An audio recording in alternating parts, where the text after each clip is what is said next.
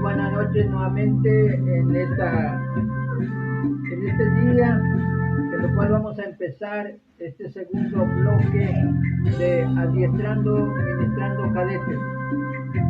Hoy vamos a empezar, tenemos el privilegio de empezar este segundo bloque, que es el tema general, el tema central es el reino universal y eterno de nuestro Señor Jesucristo. Para poder comenzar bien y entender este segundo bloque, es necesario que hayan estudiado, analizado con esa paciencia que solamente puede dar Dios, después de haber estudiado las 8 lecciones anteriores. Espero de que hayan analizado todos aquellos que han sido elegidos por Dios para salvación. Van a tener esa oportunidad, esa paciencia de estudiar esas 8 lecciones. Sin embargo, para otras personas que no han sido elegidos por Dios para heredar la salvación eterna, no van a tener esa paciencia. Judas capítulo 1, versículos 3 y 4 lo dice. Pero espero, los muy poquitos, no es que Dios no quiera salvar a todos, no, sino porque son poquitos los que van a querer la salvación. Son varios ejemplos que tenemos en la Biblia que hicieron y aceptaron la salvación. Aquellos que ya lo han visto, las historias bíblicas, pues tienen en mente que son pocos los que salvan. En los días de Noé, pocos. En los días de Lot, pocos. Y de hecho, la esposa de Lot, en los últimos momentos, miró hacia atrás. Estos no son aptos para el reino de Dios. Pero espero a aquellos que están siguiendo estas transmisiones y haya despertado realmente una fe inquebrantable, una fe que trasciende fronteras. Ahora vamos a entrar en el segundo bloque. Y la primera lección que tengo preparado es el reino de Jesucristo. Así se llama la primera lección, el reino de Jesucristo. Esto es para que podamos entender qué es el reino universal y eterno de Jesucristo. Entonces, espero de que tengan paciencia y vamos a estudiar ese tema, el reino de Jesucristo. Acuérdense que en Mateo capítulo 13 hay una infinidad, muchas parábolas para describir cómo es el reino de los cielos. De hecho, el reino de los cielos es como un tesoro escondido. El reino de los cielos es como la perla de gran precio. El reino de los cielos es como la red. El reino de los cielos es entre la cizaña y el trigo. La cizaña aparenta ser como el trigo, pero no lleva frutos. Y el trigo, sin embargo, ese sí reproduce frutos. Esto hay muchos hoy en día, gracias a los falsos pastores, apóstoles que hay, tienen una congregación, una iglesia, congregaciones que no lleva fruto. Pero repito, la Biblia lo dice, es que son escogidos para eso. Bueno, nuestro compromiso con Dios es analizar, exponer lo que es la verdad. Y vamos a empezar, para poder entender estas lecciones, vamos a analizar primeramente el reino de Dios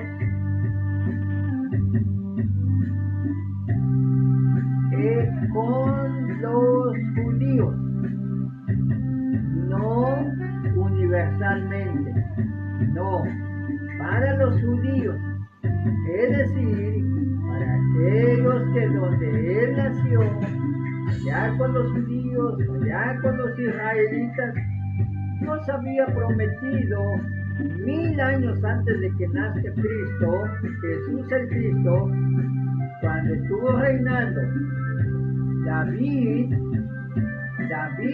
dice ya en el libro de los Salmos, capítulo 132, versículos 11 y 12, Jehová Dios se estaba comprometiendo con el rey David, que en la descendencia del rey David iba a poner un rey que va a permanecer para toda la eternidad, por los siglos de los siglos. Y de hecho, este rey iba a ser muy inteligente. Y realmente así fue. ¿Quién fue el que sucedió el rey David al trono? Salomón. Salomón, todos los que estudian la Biblia saben cómo estuvo reinando Salomón. Estuvo reinando antes de pedir dinero, fama, entre otras cosas. Él lo que pidió es inteligencia, sabiduría para poder gobernar el pueblo de Israel. Y pues Dios se lo dio. Le dio una inteligencia para gobernar el pueblo de Israel, y mucha gente se admiraron de su inteligencia del rey Salomón, además de su riqueza, porque sí fue tan extraordinariamente rico. Entonces los israelitas pensaron de que con Salomón él iba a ser eterno, su reinado va a ser eterno. Mas aún sin embargo, dice la Biblia que también Salomón murió y pues no pudo heredar concretamente de una manera su reinado que perdurara para toda la eternidad. No se pudo, murió, pero entonces heredó a Roboam, hijo de Salomón. Y pues Roboam también pues fue un poco menos inteligente que su papá, pero también murió. Y Roboam le heredó a Abías. Y ese Abías pues también fue menos inteligente que su papá, pero también murió. Allí también entonces le dio el trono, el reinado a Asa. Ese rey Asa también estuvo en el reinado de Israel, mas aún sin embargo también murió. Pero la promesa de Dios para el pueblo de Israel era de que iba a enviar un rey de la descendencia de David. Pero estaban viendo los israelitas que todos los reyes que eran elegidos o heredaban el reino de David, todos iban muriendo. 14 años, 14 generaciones desde David a la deportación de Babilonia, porque se portaron mal. 14 generaciones después de la deportación de Babilonia al rey Herodes, cuando nació y estuvo planeando la vida matrimonial de José y de María. Otros 14, eso nos cuenta capítulo 1 de Mateo, 28 generaciones desde el reinado de David hasta con José. 28 generaciones y ninguno de los reyes quedaba eterno. Todos morían y eran menos inteligentes. Ya el pueblo de Israel estaba desesperado. 28 reyes habían pasado y nadie de esos reyes que quedaban perpetua en su trono. Pero, más aún sin embargo, Dios estaba cumpliendo su promesa en Jesús. Jesús fue declarado como rey de los judíos por los magos que vinieron del oriente. Además, Simeón, Ana la profetisa, todos ellos profetizaron de Jesús, que Jesús iba a ser el rey de los judíos. De hecho, cuando estuvo en la entrada triunfal de Jerusalén, lo declaraban como rey de los judíos. No nada más eso, entre otras ocasiones cuando le preguntaban con Poncio Pilato y con Herodes, siempre lo reconocían a Jesús que es el rey de los judíos.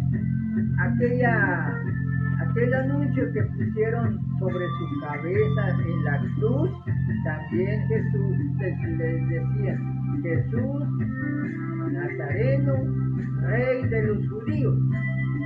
Y de hecho, pues cuando en la crucifixión le tejieron una corona de espinas y le pusieron señal como rey de los judíos.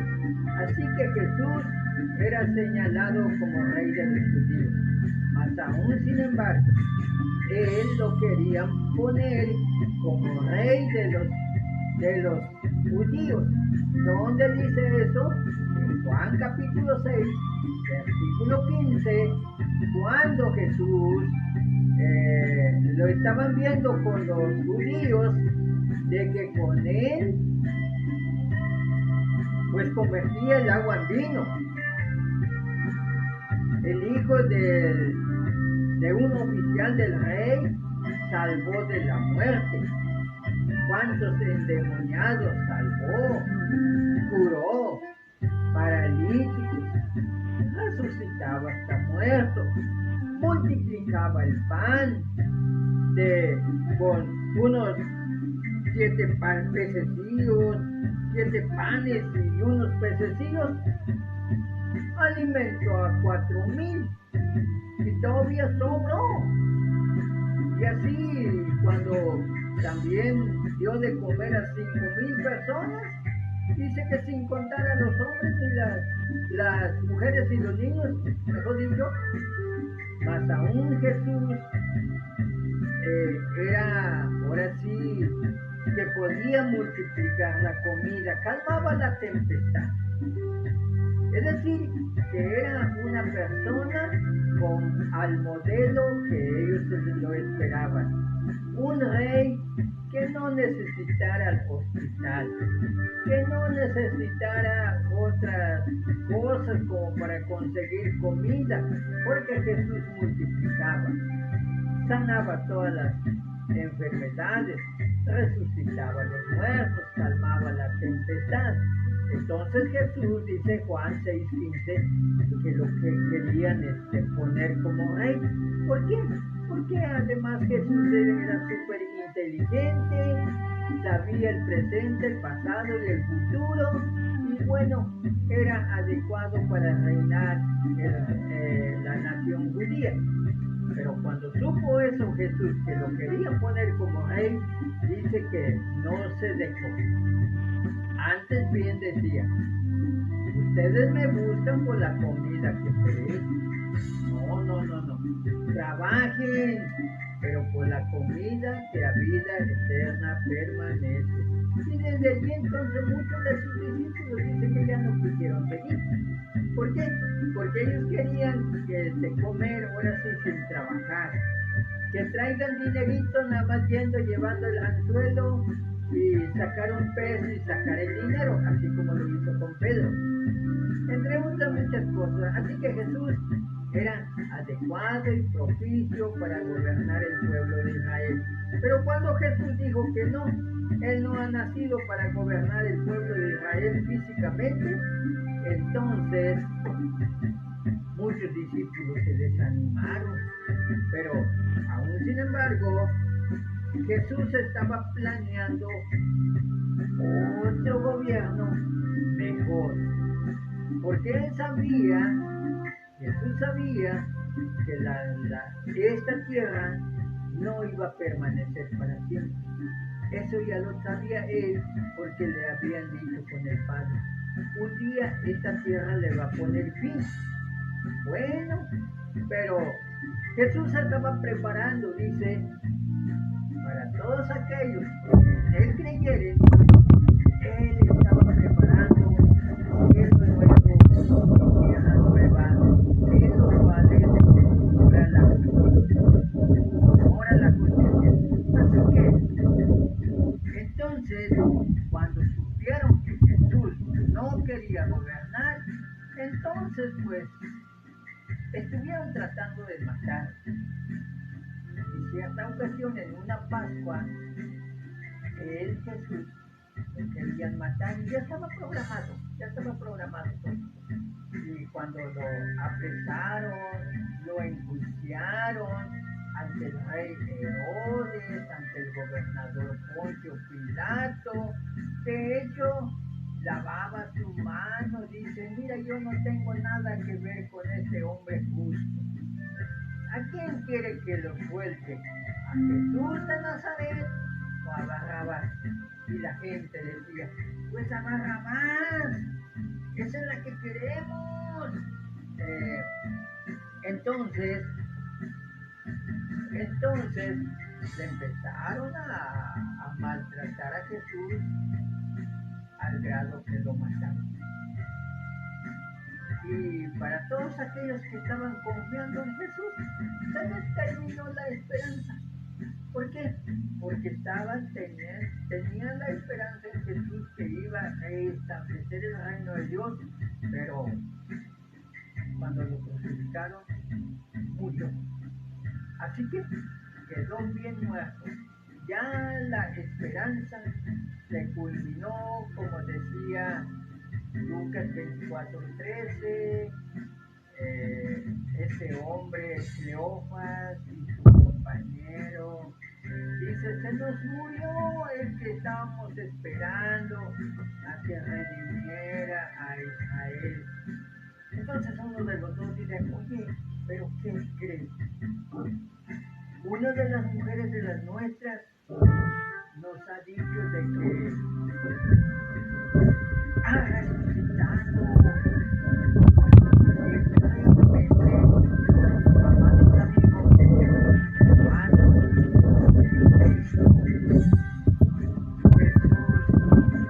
sí estaba planeado en que muriera, pero que al tercer día iba a demostrar su poder, iba a resucitar, iba a vencer la muerte.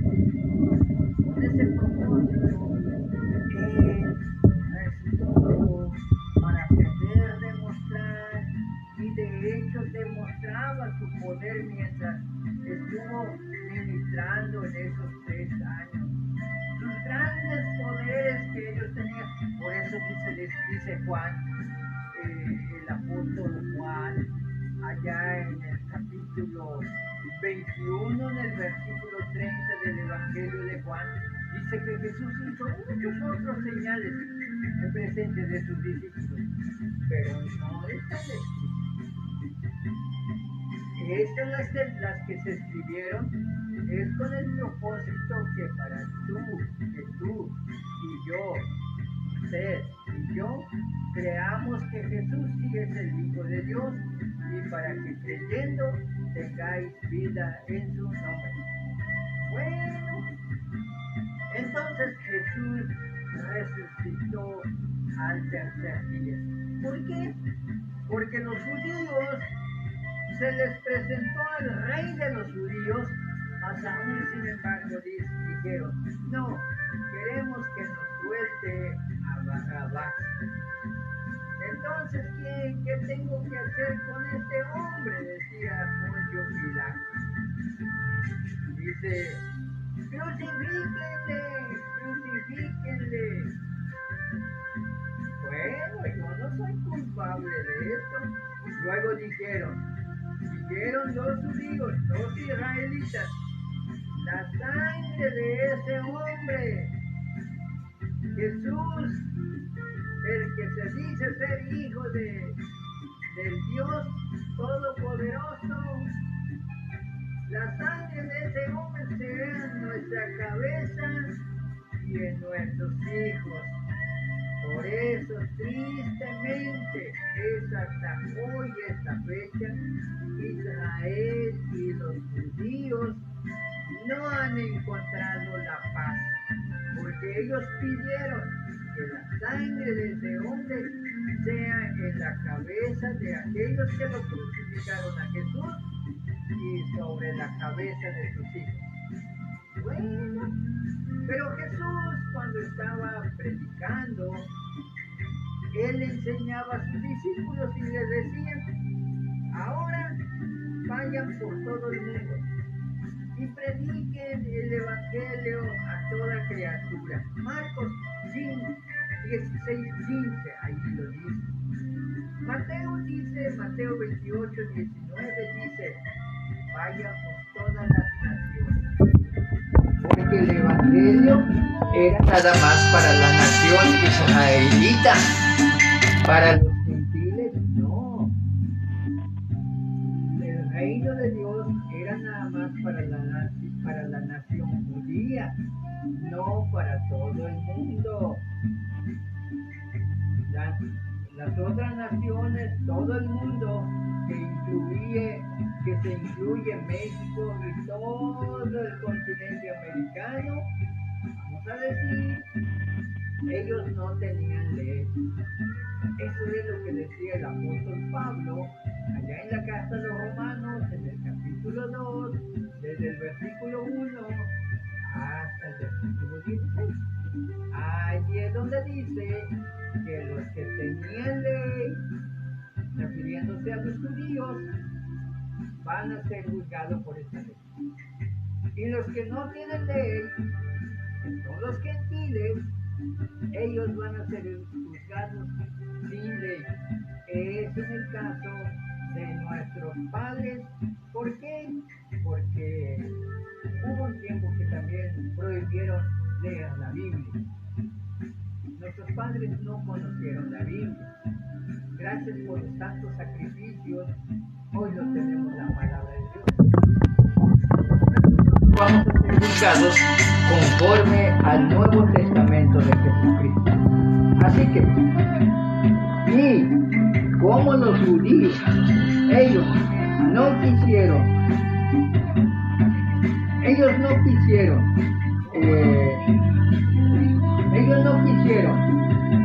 el reinado de Jesucristo. Entonces fue elegido a un hombre para que sea el maestro de los gentiles. Este era Pablo. Lo que era, cuando perseguía la iglesia, era Saulo de Tarso, un hombre hebreo. Ese Saulo era el perseguidor, era el religioso fariseo, pero cuando se le apareció el Señor Jesucristo, entonces cambió su nombre, le fue cambiado su nombre. En vez de que se llamara Saulo de Tarso, entonces su nuevo nombre es el apóstol Pablo, un nombre romano, porque su padre era romano. Bueno, pues él es el maestro de los gentiles, el maestro de los judíos era Jesús y los 12 apóstoles, pero para los gentiles como nosotros, todos los que habitamos en este continente y en el continente europeo, africano, todos ellos deben de ser el maestro de los gentiles, era Saulo. ¿Por qué? Porque la nación israelita en el continente asiático, el maestro es Jesucristo. Aunque Jesucristo durante 3 años le dijo a sus apóstoles: vayan por todo el mundo, pero no fueron. Entonces, por perseguidor el apóstol Pablo, Hechos capítulo 9, Hechos capítulo 26, nos relata de la conversión de Pablo. Entonces Pablo es el maestro de los gentiles, es el que nos va a enseñar a nosotros. Más adelante dice en Hechos, en el capítulo 13, versículo 46 y el 49, y Hechos capítulo 18, allí en el versículo 6, dice el apóstol Pablo, les dice a la gente judía, y le dice: es cierto que ustedes les fue dado la ley primeramente a ustedes, pero cuando no lo quisieron y no lo aceptan y no lo quieren ustedes recibir el evangelio, el reinado de Cristo, el reinado de Dios, entonces nos vamos a los gentiles, dice. Y el apóstol Pablo no estaba bromeando, lo cumplió inmediatamente, porque este tema lo fueron hasta allá, se registra Hechos capítulo 15, en una asamblea entre judíos y gentiles, sobre todo Pablo y Bernabé, Timoteo, fueron los que asistieron en esa conferencia donde analizaron y lo aprobaron el ministerio de Pablo para con los gentiles, porque mismo el apóstol Pablo también dio su punto de vista, que sí es posible y es bueno que los gentiles también se le predicase el nombre. Bueno, pues entonces, cuando lo acreditaron el ministerio de Pablo, inmediatamente él salió al segundo viaje misionero, y eso lo hizo por conducto y por apoyo de otros discípulos de él. Pero entonces ahora, este segundo punto, vamos a desarrollar el ministerio de Jesucristo con los gentiles. Vamos ya al segundo punto, el ministerio de Jesucristo con los gentiles. El primer punto, el reinado de Jesucristo con los judíos, pero como no lo quisieron y hasta ahora no lo aceptan, por eso el evangelio, por eso el reinado de Cristo llegó con los gentiles. Bueno, pero ¿qué creen, hermanos? ¿Qué creen, amigos? Este reinado de Jesucristo era para que Dios pusiera punto final su reinado allá con los gentiles. Pero como dice Romanos 5:20, cuando vio Dios que el pecado abundó, iba abundando, la gracia de Dios sobreabundó. Romanos 5:20. ¿Cómo es que sobreabundó? Es decir, cuando el pecado iba subiendo, iba en aumento, el amor de Dios fue más grande para con los gentiles. Bueno, pero el segundo punto lo quiero titular, de eso del reinado de Jesucristo con los gentiles, lo voy a ver, lo voy a exponer de una manera, quiero decir, algo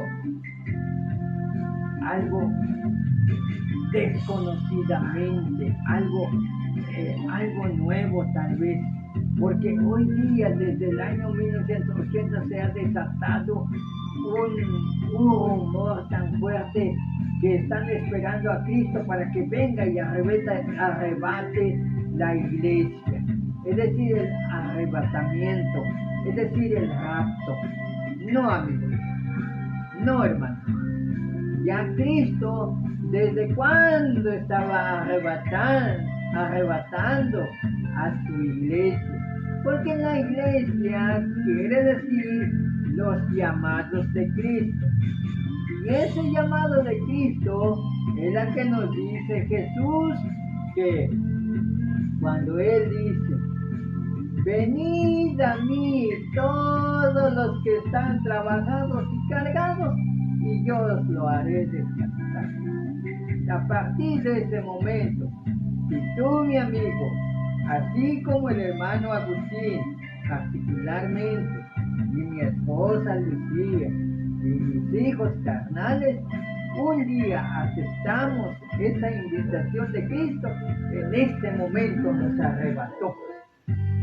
Así como lo arrebataron el apóstol Pablo, porque el apóstol Pablo iba camino a Damasco. Él había pedido una carta blanca, hoy lo conocemos como un formato, un papel blanco, vamos a decir, como es un formato, donde nada más se le pone el nombre de la persona, la fecha que el apóstol Pablo lo encontró, un cristiano, le pone fulano de tal con esta fecha, vengo para llevarte preso a Jerusalén.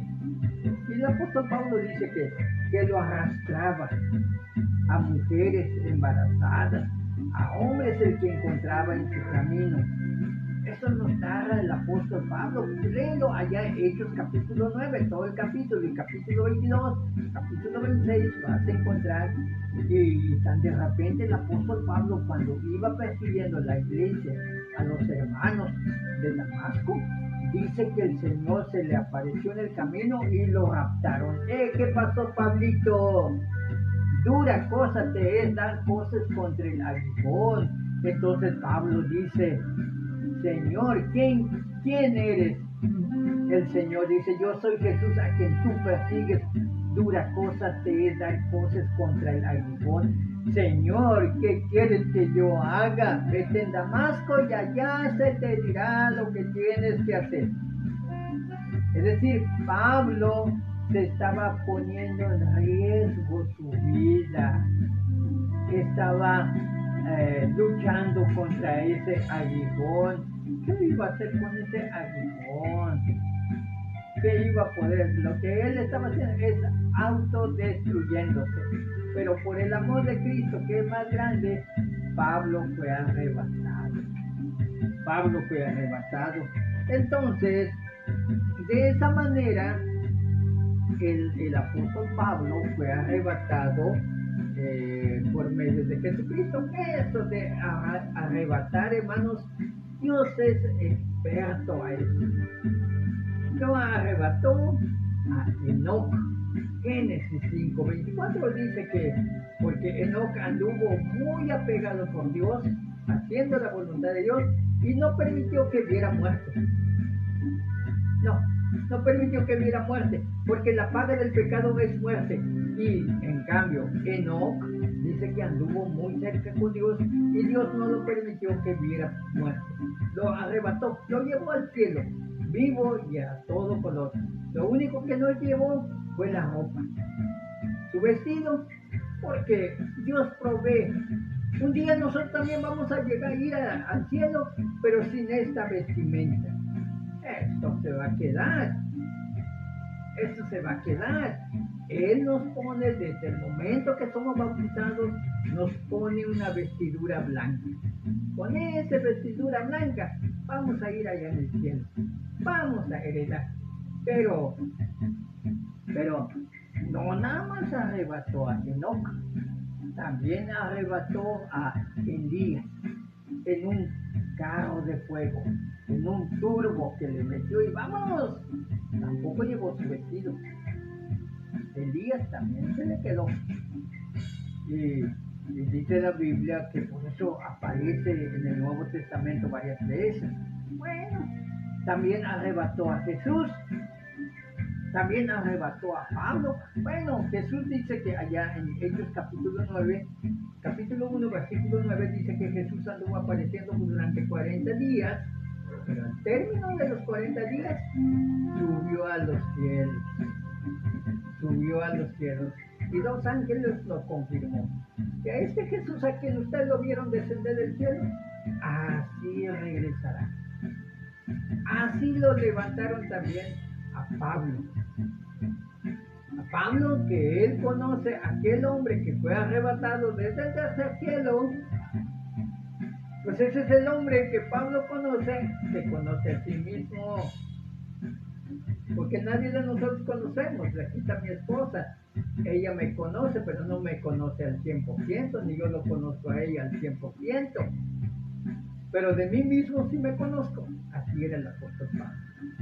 Entonces el apóstol Pablo, como ya fue, ya escuchó palabras que no se podía decir, por eso dice, para mí el vivir es Cristo, morir es ganancia. Y le urge, le gusta, si le llegaran a matar, bendito sea Dios. Y todos los que conocen de este misterio, anhelamos allá mejor. Perder todo lo que tengamos aquí, porque ni un peso vamos a llevar allá, ni nuestra camisa, nada. Todo lo que tenemos aquí se va a quedar. Vamos a ir al cielo con la vestidura blanca. Bueno, Hechos 8:26 también dice que Felipe fue arrebatado. Terminó de bautizar al eunuco y dice que siguió muy gozoso su camino, pero después fue arrebatado y ya lo llevaron en otro lugar. Así que Dios es experto para arrebatar. Y su iglesia también lo está arrebatando desde el año 33 después de que Él subió a los cielos. Hechos 2:38 al 40-42 nos narra que fue como 3,000 personas que lo arrebató de la vida pecaminosa. Allí en el versículo 36, el apóstol Pedro le llamó la atención, eso sí que le llamó la atención, y le dijo: sepa pues ciertísimamente toda la casa de Israel, que a este Jesús a quien vosotros crucificaste, Dios lo ha hecho, señorita. Al oír esto se compungieron de corazón y le dijeron a Pedro y a los otros apóstoles: varones hermanos, ¿qué haremos? Pedro les dijo: arrepiéntense y bautícense cada uno de vosotros para el perdón de los pecados y recibiréis el don del Espíritu Santo. Así que los que recibieron su palabra fueron bautizados y se añadieron en aquel día como 3,000 personas. Siguiente ocasión, 4,000 personas, siguiendo con 5,000, después 7,000, después subía, después multiplicaba, después acrecentaba, después una gran multitud. Era lo que arrebató nuestro Señor Jesucristo. Pero como el tiempo me está ganando, te quiero decir que también Saulo de Tarso, Apolos, Hechos capítulo 18, y eso sí lo quiero leer, porque en primer lugar no lo traigo de memoria, y quisiera que aquellos que tienen la oportunidad y la bendición de poder buscar, que lo lean allí en Hechos capítulo 18, aquí en el versículo 24. Que me perdonen de antemano si no lo leo bien. Ustedes saben de que tengo mucha restricción visual. Entonces, dice en el versículo 24: luego llegó entonces a Éfeso un judío llamado Apolo, natural de Alejandría, varón elocuente, poderoso en las escrituras. Este había sido instruido en el camino del Señor, y siendo de espíritu fervoroso, hablaba y enseñaba diligente lo concerniente al Señor, aunque solamente conocía el bautismo de Juan. Y comenzó a hablar con denuedo en la sinagoga, pero cuando le oyeron Priscila y Aquila, le tomaron aparte y le expusieron más exactamente el camino de Dios. hasta allí vamos a dejar la lectura. Lo que podemos aprender aquí es, en esta historia, lo que pasó en Éfeso, es que Apolos era poderoso a las escrituras, elocuente para hablar. Es decir, aunque en aquel entonces no sé si ya había licenciatura en ciencias de la comunicación, periodismo, pero bueno, Apolos ya tenía esa cualidad, esa característica. Predicaba elocuentemente, pero Priscila y Aquila oyeron. Priscila y Aquila eran discípulos de Jesús, del apóstol Pablo, perdón. Hechos capítulo 18, versículo 1, ahí lo puedes encontrar. Cómo es que Priscila y Aquila aprendieron mucho del apóstol Pablo. Y cuando oyeron que estaba predicando Apolos, Priscila y Aquila escucharon muy bien. Pero que oyeron que estaba predicando el bautismo de Juan. Entonces, cuando oyeron Priscila y Aquila, lo apartaron y le dijeron: ¿sabe qué, Apolos? Te felicito porque expones muy bien la palabra de Dios, solamente que estás equivocado. Y le expusieron más exactamente el camino del Señor, porque el bautismo que predicó Juan el Bautista era para preparar el camino del Señor. Yo soy la voz que clama en el desierto, preparar el camino del Señor. ¿Cuál Señor? A Jesús el Cristo. Una vez llegado el Cristo, ese ministerio de Juan el Bautista, como dijo mismo Juan, es necesario que yo mengüe, pero que Él crezca. Entonces,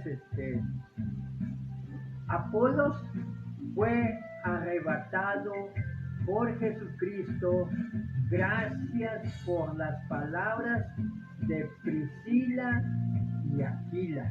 Fue arrebatado de su error. Así hoy, amigos, si usted también es predicador, si usted es pastor, pero estás equivocado, no es vergonzoso reconocer, así como Apolos reconoció. Eso es bíblico. Acuérdate lo que dice Apocalipsis 12:7, que el diablo anda por todo el mundo engañando toda persona, anda como león rugiente, buscando a quien devorar. Apolos fue arrebatado del fuego. Ahora, allí mismo en Hechos capítulo 19, allí desde el versículo 1, Hechos 19:1 también dice: aconteció que entre tanto que Apolos estaba en Corinto, Pablo, después de recorrer las regiones superiores, vino a Éfeso, y hallando a ciertos discípulos les dijo: ¿recibisteis el Espíritu Santo cuando creísteis? Y ellos le dijeron: ni siquiera hemos oído que hay Espíritu Santo. Entonces dijo: ¿en qué pues fuiste bautizado? Ellos dijeron: en el bautismo de Juan. Dijo Pablo: Juan bautizó con bautismo de arrepentimiento, diciendo al pueblo que creyesen en aquel que vendría después de él, esto es, en Jesús el Cristo. Cuando oyeron esto, fueron bautizados en el nombre del Señor Jesús. Y habiéndoles impuesto las manos, vino sobre ellos el Espíritu Santo, y hablaban en lenguas y profetizaban. Eran por todos unos 12 hombres. Ahí está otras 7 personas que fueron arrebatados del error, hermano. Y es que porque realmente esto es una misión que nuestro Señor Jesucristo pudo y nos dio. Si vamos allá en la carta a los Colosenses, también podemos encontrar, hermanos, otro arrebatamiento. Colosenses capítulo 1 dice: el apóstol Pablo le dijo a los hermanos de Colosas, dice en el versículo 13, dice en el 13, el cual nos ha librado de la potestad de las tinieblas. Es decir, los hermanos de Colosas estaban en el potestad de las tinieblas, es decir, en el pecado, y trasladado en el reino de su amado Hijo. Esos hermanos, por el arrepentimiento, por el bautismo, fueron arrebatados desde allá en el poder del pecado de las tinieblas, y ahora son trasladados al reino de su amado Hijo, es decir, en el reino de Cristo.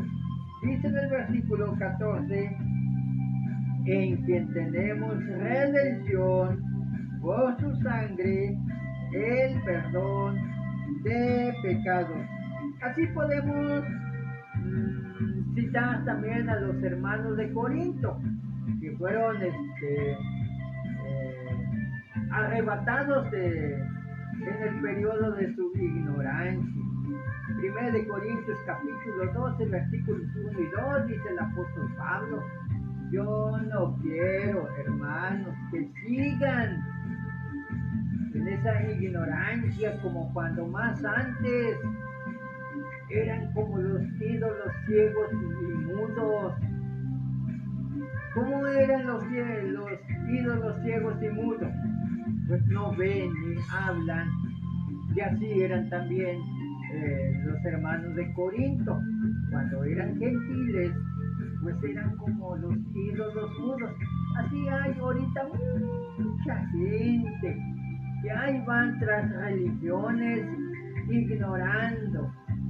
Nada más le dicen, haz esto, den esto, hagan esto, hablan esto, y lo hacen por obedecer a sus dirigentes religiosos, pero ellos ni saben lo que están haciendo. Así eran los hermanos de Corinto, eran como los ídolos muditos y cieguitos. Bueno, así eran también los hermanos de Éfeso. A los hermanos de Éfeso también eran personas que cuando eran gentiles no tenían esperanza. Estaban sin Dios, sin Cristo, ajenos los pactos de la promesa en el mundo y sin Dios. Pero ahora en Cristo son tomados en cuenta en esa familia de Dios. Efesios capítulo 2, todo el capítulo, léelo, hermano, y te vas a dar cuenta cómo es que Dios, Jesucristo, estaba reinando en diferentes naciones, ya no nada más con el pueblo judío, con la nación judía. Ahora Cristo está reinando con todas las diferentes naciones. Gracias a este video le estamos dando a conocer en diferentes países que Cristo está gobernando no al estilo de los judíos, porque uno es la ley de los judíos y otra es la ley de los gentiles, para que los gentiles fuesen salvos. Ahora, así como esos hermanitos, esa gente de los judíos, tales como los de Efesios, tales como los de Colosas, tales como los de Corinto, tales como en otras naciones, 30 años después de que Jesús subió al cielo, habla también su hermano, el hermano del Señor, Judas. Vamos a verlos. ¿Qué dice Judas? Como Judas nada más tiene un capítulo, es fácil de encontrar, no vamos a ir a más capítulos, es un solo capítulo que tiene Judas, pero vamos a ver allá en el versículo 22. Dice así, Judas capítulo 1, versículo 22. Dice, algunos que dudan, convencerlos. A otros salvás, a otros salvás. Luego ahí trae un coma y luego dice, arrebatándolos del fuego, arrebatándolos del fuego. Y a otros, tened misericordia, con temor, aborreciendo aún la ropa contaminada por la carne. Hermanos, amigos, dice el versículo 22 de allí de Judas, algunos que dudan, hay que convencer. En nuestros días, gracias a este tramo donde venimos caminando, en esta vereda, segunda de Timoteo capítulo 3, dice que en los postreros tiempos aparecerán muchos falsos apóstoles, y es el que tiene confundido esta nación. Pero hay hombres, hermanos, capacitados para que voluntariamente no ande persiguiendo atrás de otro Dios, de una manera gratuita, haga llegar el Evangelio, y es la que está haciendo, adiestrando, ministrando cadetes, sin esperar ninguna recompensa. Estamos tratando de convencer a aquellos que dudan, aquellos que se han vuelto agnósticos, ya no creer en Dios, ya no creer en la palabra, porque hay muchos engañadores. Hermanos, tú que dudas, ve al primer bloque y vas a tener una fe inquebrantable, una fe que trasciende fronteras. Y luego dice en el versículo 23, a otros salvad, arrebatándolos del fuego. Apolos predicaba muy bonito, pero iba rumbo al castigo eterno que se llama infierno, y después del infierno al fuego eterno. Esos 7 hombres que liberó el apóstol Pablo de Hechos 19 que acabamos de leer, también fue arrebatado en el fuego. A esos hermanos de Gálatas, a esos hermanos de Tesalónica, a esos hermanos de Colosas, a esos hermanos de Filipos, a esos hermanos de Efesios, a esos hermanos de no sé qué de tantos.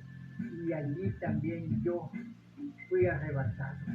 Los mexicanos, los de Estados Unidos, los de Canadá, los de Groenlandia, los de Belice, los de El Salvador, los de Colombia, todo Centroamérica, están siendo arrebatados. El Señor Jesús lo está arrebatando. Empezó ese arrebatamiento desde el año 33, cuando fue arrebatado Pablo. Y de allí hubo muchas personas que son arrebatados. No esperen otro arrebatamiento, porque no va a venir. El arrebatamiento y la persecución ya empezó desde el año 33. Hechos capítulo 6 dice que la persecución empezó con Esteban, cuando el Saulo de Tarso era el que cuidaba la ropa de aquellos que apedreaban a Jesús. Entonces dice en el versículo 23, a otros salvás, arrebatándolos del fuego. ¿Cómo es eso? ¿Cómo es eso? Es que aquellos que los vemos que están en un error, hay que ayudarlos. Jamás discutir, no, pero sí hay que acercarnos a ellos. Hay que acercar, no huir tampoco de ellos, de los que están engañados, enseñando falsas doctrinas. No hay que huirlos, hay que acercarnos a ellos, hay que ayudarlos, hay que arrebatarlos del fuego. Eso lo dice allí mismo Judas en el versículo 3 y 4.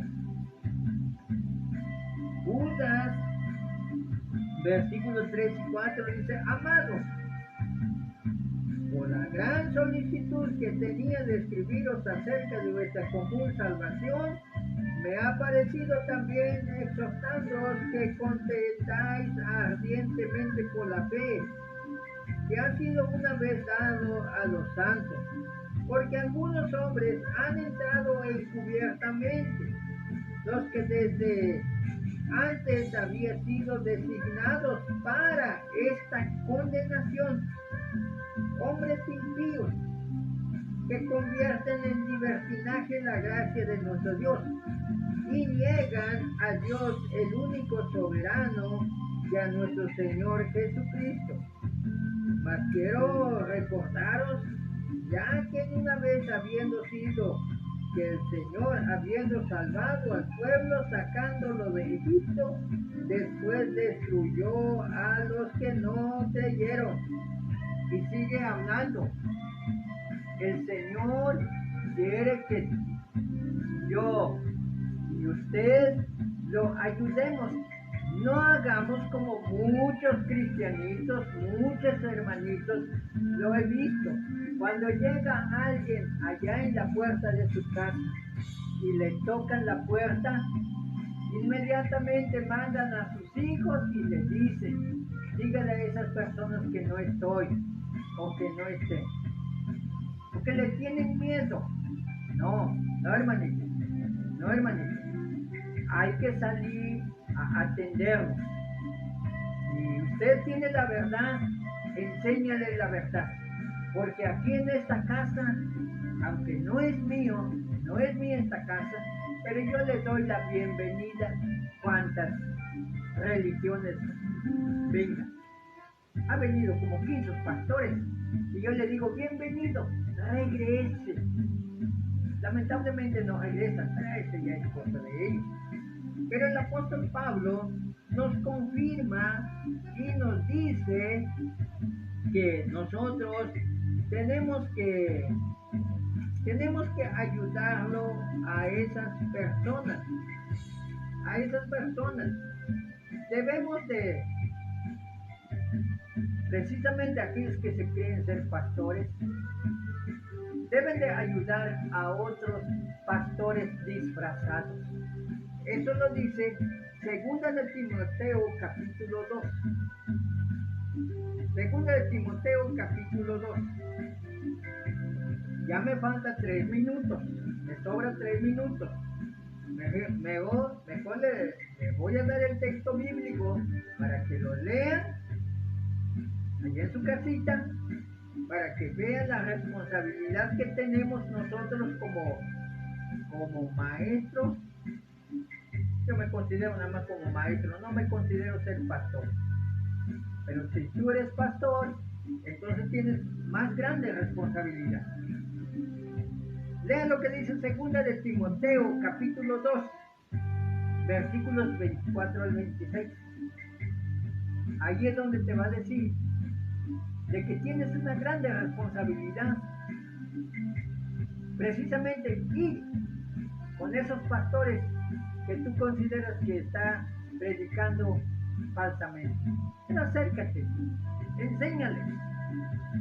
Jesús oró por esa unidad. Juan capítulo 17, versículo 11. Que por eso el mundo no conoce de Dios, no conoce de Cristo, porque entre pastores viven como perros y gatos. No, hay que acercarlos a ellos y enseñarlos que busquemos la unidad. Segunda de Timoteo 2, 24 al 26, ya le dije. También Tito 1:9. Tito 1:9. También esto dice que el siervo del Señor tiene que ser muy compasivo para ayudar a aquellos los que se oponen, aquellos que no están convencidos, aquellos que están predicando que hay que esperar que Cristo venga por segunda vez y que arrebate a la iglesia. No, hermanitos. Desde el momento cuando Cristo nos diga, venga a mí, nos quiere sacar del mundo pecaminoso y nos quiere llevar en el reino de su amado Hijo. Desde ese entonces somos arrebatados. Cristo arrebata a la iglesia desde en aquel entonces. Yo nací en el año 63 y en el año 86 me acerqué al Señor. Cristo me arrebató mi vida pecaminosa. Allí cuando andaba en el mundo, y hasta me da pena, me da vergüenza recordar esto. Y anoche estábamos platicando con mi esposa, que a mí me daba pena que me viera un día tomar, y afortunadamente sí tomaba, pero a escondidas de ella. Ese fue antes del 96, del 86. Pero después del 86, Cristo me arrebató y me declaró ser llamado de Cristo. Es decir, llamado Iglesia de Cristo. Iglesia de Cristo personalmente, no el grupo. No. Pero ahora, esa iglesia, dice Mateo capítulo 13, que el reino de los cielos es semejante. Allí donde está el sembradío, donde está el trigo y la cizaña. Si este es el verdadero invitado de la boda de Cristo, soy la novia, soy la iglesia, Cristo te arrebató, vas a dar fruto, porque la cizaña es muy parecido al trigo. De hecho, todas las cualidades son como el trigo, pero tristemente sin fruto. Así es la cizaña, sin fruto. Aquellos que conocen de agricultura conocen de la mata de papaya. Muchas papayas se ven muy bonitas, pero tristemente no da fruto. No da frutos. Y otras papayas que sí que dan frutos. Y es que porque son muy parecidos. De los que conocen animalitos, también está la mula, el macho, pero esos no alcanzan a tener cría, no se multiplican. ¿Por qué? Porque son ejemplos que Dios nos ha dado. Así es la iglesia. El fruto lo vas a encontrar allá en Mateo capítulo 24, no, capítulo 25, versículos 31 al 46. Allí nos dice